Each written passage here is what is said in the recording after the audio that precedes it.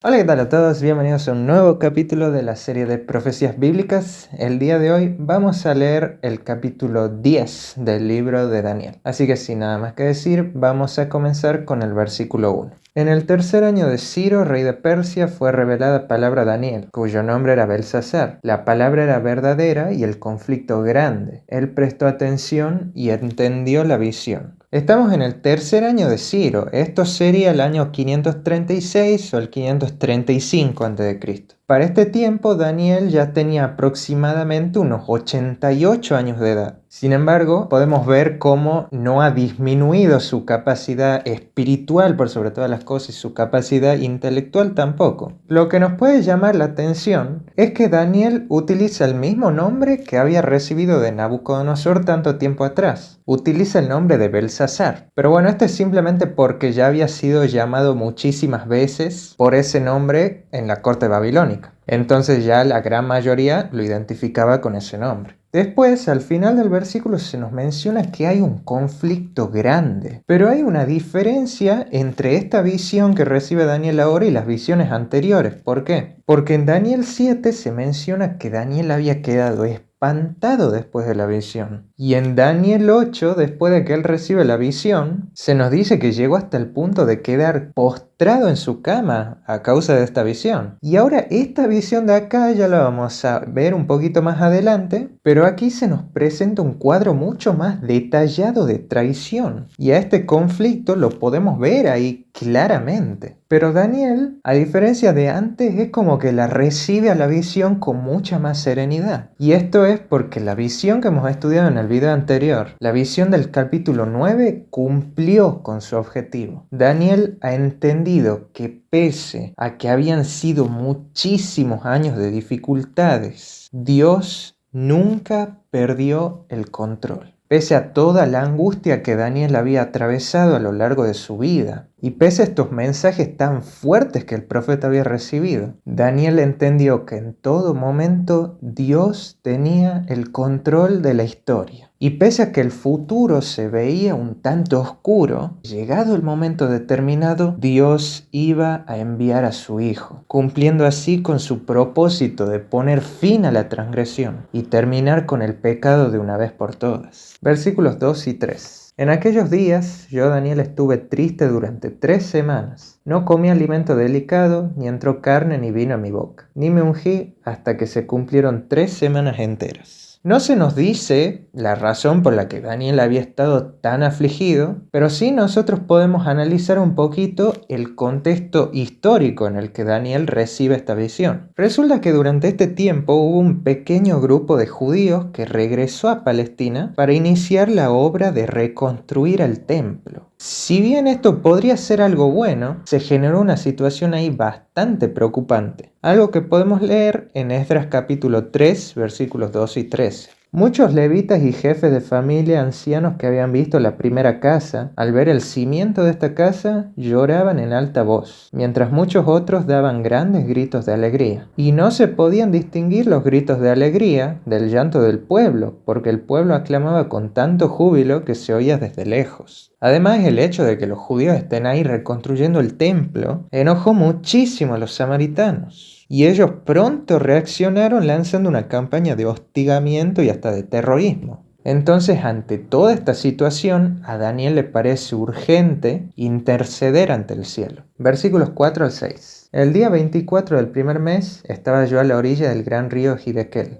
Alcé mis ojos y vi un varón vestido de lino, y su cintura ceñida de oro de Ufaz. Su cuerpo brillaba como el berilo, y su rostro parecía un relámpago. Sus ojos como antorchas de fuego, sus brazos y sus pies como bronce resplandeciente, y su voz sonaba como el estruendo de una multitud.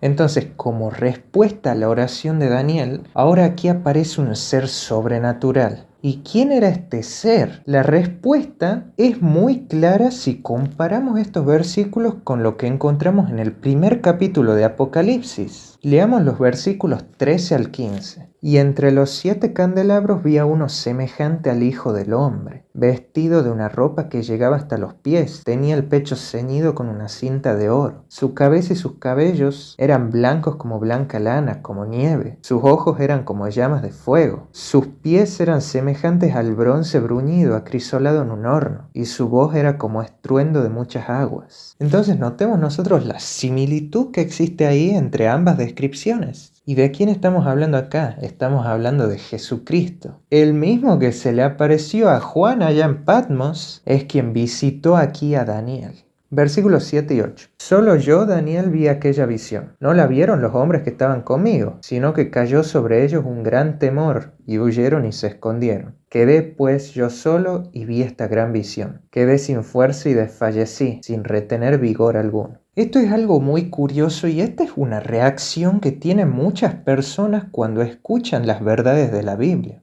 Algo parecido podemos ver en Hechos capítulo 22, versículos 6 al 9. Pero como al mediodía, al llegar cerca de Damasco, de repente me rodeó una gran luz del cielo, y caí al suelo y una voz me dijo: Saulo, Saulo, ¿por qué me persigues? Entonces respondí: ¿Quién eres, Señor? Me dijo: Yo soy Jesús de Nazaret, a quien tú persigues. Mis acompañantes vieron la luz, pero no entendieron la voz del que hablaba conmigo. Cuando Dios habla, muchas personas oyen el mensaje y sus vidas son completamente transformadas, como es el caso de Daniel y como fue el caso de Saulo allí, que más adelante fue el apóstol Pablo. Y sin embargo, a otras personas, como aquí vemos quienes estaban a su alrededor, les parece una completa locura y se niegan completamente a escuchar. Otras personas incluso huyen y se esconden. El por qué pasa esto me parece un misterio. Porque unos cuando escuchan el mensaje lo aceptan sin más, pero otros, la reacción que tienen al escuchar exactamente el mismo mensaje es decir: esto es una locura, y no quieren saber más nada. Versículo 9. Al oír el sonido de sus palabras, caí desvanecido, rostro en tierra. Y ya que estábamos comparando este texto con Apocalipsis, la reacción de Daniel es muy parecida también a la reacción de Juan. Leamos por ejemplo el versículo 17 de Apocalipsis 1. Cuando lo vi, caí como muerto a sus pies. Pero él puso su diestra sobre mí y me dijo: No temas, yo soy el primero y el último. Ante la presencia de Jesús, Juan cayó ahí como muerto, pero luego recibió él fuerzas para poder estar en su presencia. Y de la misma manera, ahora Daniel va a ser fortalecido, va a ser animado por Jesús. Versículo 10. En eso una mano me tocó, me sacudió y me puso sobre mis rodillas y sobre la palma de mis manos. Este versículo nos revela que de hecho Jesús no era el único que había visitado a Daniel aquí, porque Daniel dice: una mano me tocó,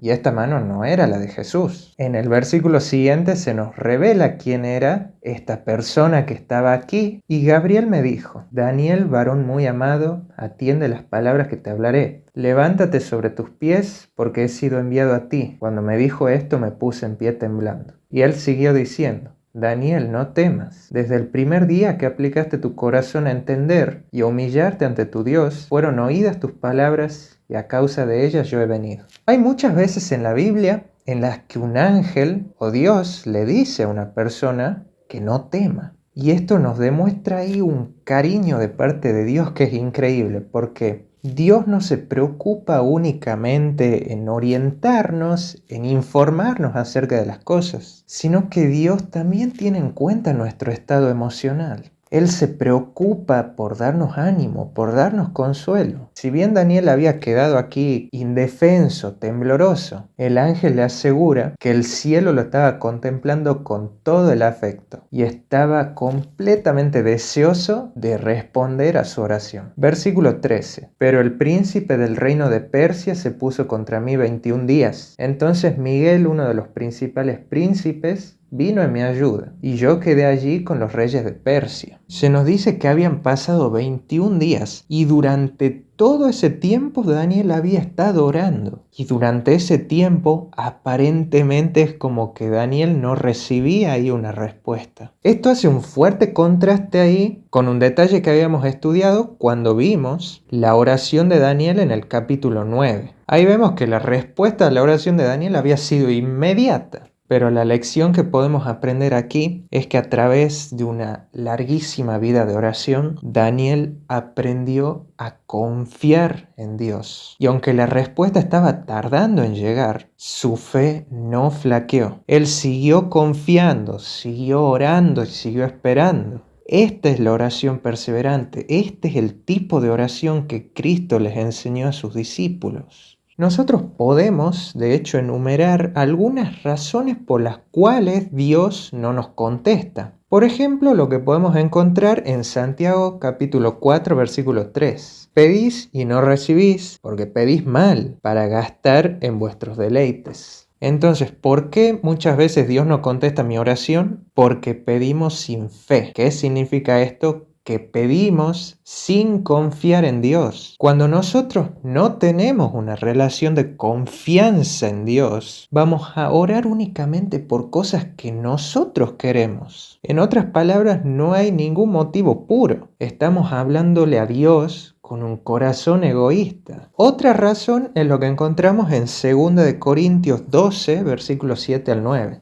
Y para que la grandeza de las revelaciones no me exalte desmedidamente, me fue dada una espina en mi carne, un mensajero de Satanás que me abofetea, para que no me enaltezca sobremanera. 3 veces rogué al Señor que quite ese aguijón de mí, y me dijo, bástate mi gracia, porque mi poder se perfecciona en la debilidad. Por eso, de buena gana, me gloriaré más bien en mis debilidades, para que habite en mí el poder de Cristo. En este pasaje se nos menciona que el apóstol Pablo tenía un aguijón ahí. Había algo que le estaba causando muchísimo sufrimiento. Y a causa de este sufrimiento que él padecía por este aguijón, él oraba a Dios vez tras vez. Y sin embargo, esta espina seguía allí. Pero finalmente, en el versículo 9, Dios le contesta. ¿Y qué es lo que le dice? Bástate mi gracia, porque mi poder se perfecciona en tu debilidad. ¿Qué significa esto? Que Dios no le contesta a Pablo con la respuesta que él quería. Él quería que le saquen el aguijón, pero Dios le contestó a Pablo con la respuesta que él necesitaba. Tal vez Dios contesta nuestras oraciones, solo que de la forma que nosotros no esperamos. Y ahora bien, hemos visto 2 razones, pero en Daniel capítulo 10 se nos menciona una tercera razón para esto.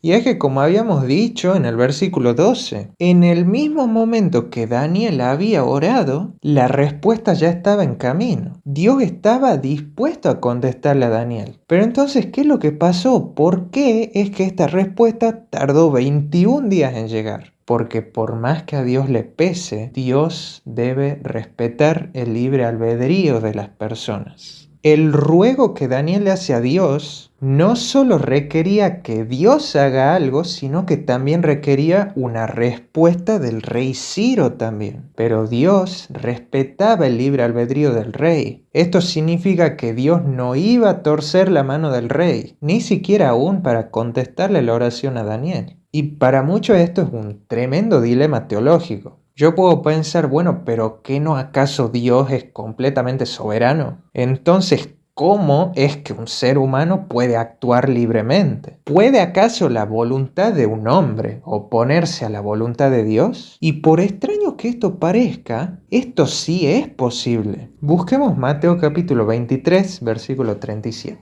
Jerusalén, Jerusalén, que matas a los profetas y apedreas a los que son enviados a ti. ¿Cuántas veces quise juntar a tus hijos como la gallina junta sus pollos bajo sus alas? Y no quisiste. Yo quise, dice Jesús, pero tú no quisiste. En otras palabras, mi voluntad todo el tiempo fue salvarte, pero tu voluntad fue perderte. ¿Cuántas veces Dios nos ha demostrado ese anhelo, esa voluntad invariable de salvarnos? Pero hay una cosa que Dios nunca va a hacer. Dios nunca va a forzar nuestra voluntad. Y hay algunos casos, como este mismo que acabamos de leer en Mateo, que la oposición humana se resiste tanto, pero tanto a la voluntad de Dios, de tal modo que el mismo Jesús lo único que puede hacer es apartarse con lágrimas, ya previendo él el resultado final. Ahora, por lo pronto, nosotros estamos viendo esto en una muy pequeña escala. En realidad, existe algo muchísimo más grande que estaba pasando detrás de esto. La palabra que se utiliza para decir príncipe en el versículo 13 es la palabra zar.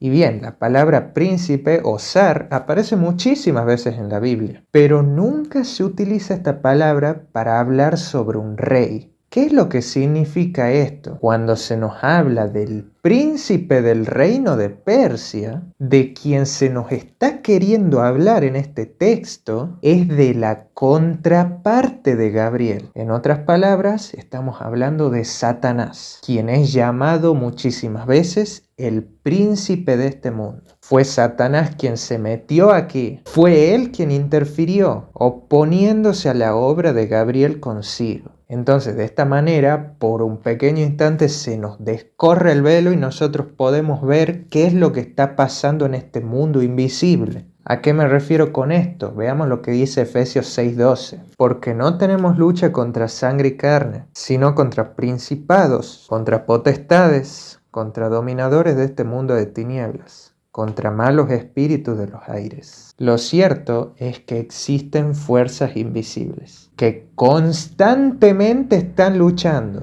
unas a favor y otras en contra de nuestra alma. Esta batalla nosotros no la vemos, pero sin embargo está ahí, está ocurriendo cada día de nuestras vidas. Al mismo tiempo que Dios y sus ángeles luchan por salvarnos, Satanás y sus ángeles también luchan por nuestra alma. Y yo creo que si nos abrieran nuestros ojos, si nosotros pudiéramos ver esa lucha que está ocurriendo cada día alrededor nuestro, nuestra vida de oración, la verdad que sería completamente diferente. Versículo 14. He venido ahora a explicarte lo que ha de venir a tu pueblo en los últimos días, porque la visión es para esos días venideros. Este mensaje tiene que ver con el futuro del mundo. Este mensaje de hecho llega hasta los últimos días de la historia humana. Pero hay algo que nos tiene que quedar en claro, y es cuál es el propósito de las profecías bíblicas. Porque las profecías de la Biblia, a diferencia de lo que hacen los adivinos, estas no nos son reveladas para satisfacer nuestra curiosidad en cuanto al futuro,